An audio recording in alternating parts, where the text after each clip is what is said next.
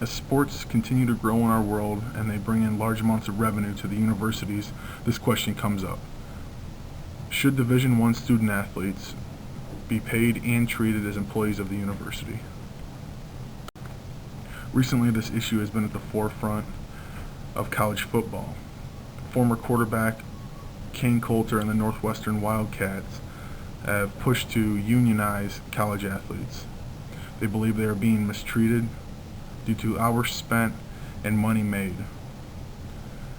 They believe that players should see money from the ticket sales, television contracts, and merchandise sold because of all the money that they're bringing into the university. Below are two articles that discuss the details of what they're trying to do at Northwestern. I decided to break this presentation into two separate categories: why athletes should be paid, why they shouldn't be paid. There are ethical issues on both sides of the fence. First, I'll start off with why athletes should be paid. First and foremost, they fall under the broad definition of employee. They spend many hours devoted to their sport. They risk injury. Athletes are required to miss games. And there are a few other listed here. What is the definition of an employee? According to the National Labor Board, the definition of employees is a person who works in the service of another person under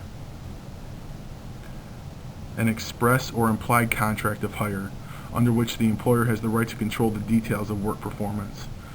According to this definition, it seems that student athletes do fall under this category because they provide the service to the university and the coaches have control.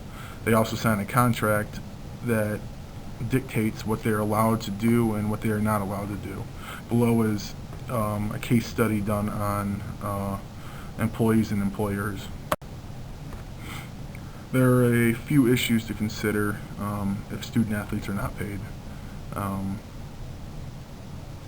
If they're not paid, these athletes are pretty much cash cows. Athletes provide revenue for the university, but receive nothing in return except for a scholarship. Many athletes, like myself, sustain serious injuries but receive no compensation whatsoever. They put more hours in than a full-time job, and scholarship checks are barely enough to live off of. Next, I'm going to talk about why athletes should not be paid.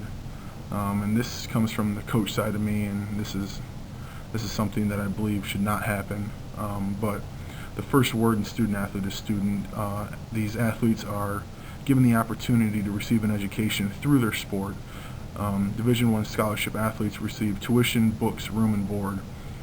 They even receive a monthly stipend check for miscellaneous expenses and food and entertainment when they have time. I believe it will compromise the integrity of college sports. Some financial institutions will not be able to pay their players with the same paying rate of other universities such as Alabama and Michigan and Ohio State compared to places like Central Michigan, Western Michigan, and Eastern Michigan. Below are two articles that kind of sum up this argument and I think are a good read.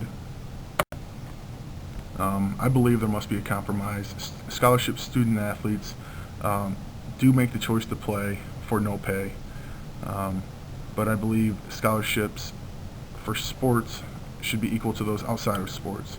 You can take a person at a university who is a concert pianist and they receive a full scholarship just like student athletes, but they also receive an extra monthly stipend check for living that is equal to the standard of living.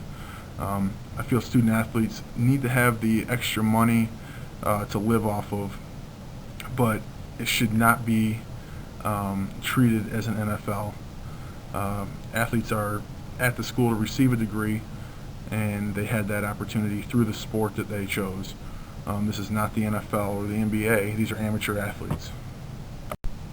Here are a few questions that I feel are necessary, talking about moral issues and the repercussions if Northwestern players succeed in unionizing student athletes. Please let me know your thoughts, and thank you for listening.